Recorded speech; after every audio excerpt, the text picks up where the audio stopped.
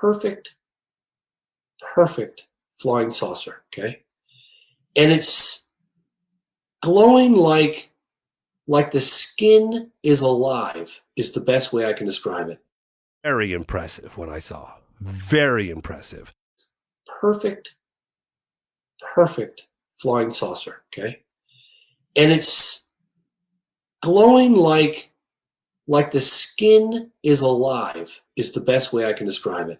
The skin, the fabric of this device, and it was perfect, was glowing, and it was rocking like a ship, not on still water, but slightly rough. And it was just floating there like this. And my brain was hearing all the eyewitness testimony that I'd interviewed for all these years try to describe what they look like. And it was filling in the blanks for me because I realized you're looking at something that you've never seen before. You're looking at a behavior of an object that's in the air that you have no reference points. And it's glowing in a way like phosphorus on a beach, like the skin is alive. If you took like a pie, right? Mm-hmm. Took a pie and you got one of those pizza knives or whatever, and you kind of cut through it symmetrically, like pieces that you're going to pull out, but you didn't pull them out.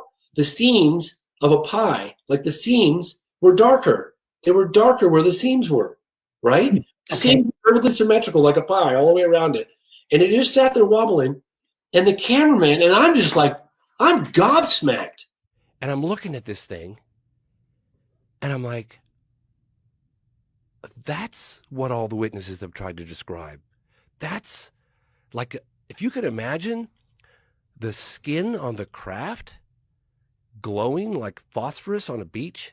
He videotapes a disc that was so low you could have hit it with a rock. And I'm looking at this thing, and I'm like, that's what all the witnesses have tried to describe. That's like, if you could imagine the skin on the craft glowing like phosphorus on a beach, that's what it looked like the skin was alive. I don't even have it anymore. And I was thinking to myself, you don't have it anymore? How could you not have that anymore? Nobody throws away a piece of footage that good. Right. Anyway, fast forward, I'm doing an interview with George Knapp. We're exchanging stories about the best footage we've ever, and I tell him that story. He goes, Chuck Clark had an interview. I go, yeah. He goes, that guy, I did a story on that guy. His place got raided by the feds. A Nevada man whose home was raided last month by the Joint Terrorism Task Force says he is still waiting for the return of his property. Really? And he goes, really, James? And I said, well, that's it. When he said he didn't have the tape anymore, he really didn't have the tape anymore. Logan Paul has got a button camera on his dress, on his clothes. So Logan Paul's like, all right, well, this guy doesn't want to, he's going to die with it. So let's get this thing on camera. So Logan's like, well, let me see it at least. So Logan looks at it with this thing and, oh, could you show it to me again? Gets another angle, and then he leaves. I offered him $100,000 for this tape after I had seen it. Was it worth it? Would it be worth $100,000? Let me tell you this. He should have taken the money because I got the footage anyway. No, okay. And I'll tell you why I did that, because it's a little twisted.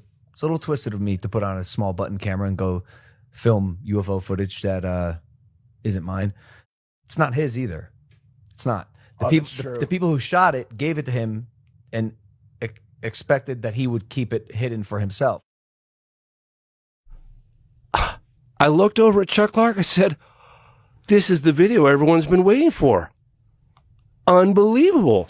I'm gobsmacked. Yeah. I'm like, holy moly. I should have just grabbed the bloody tape and left. Yeah. I'm after kicking myself to this day. I know. I really wish you had. I wish I had, for the greater good of humankind.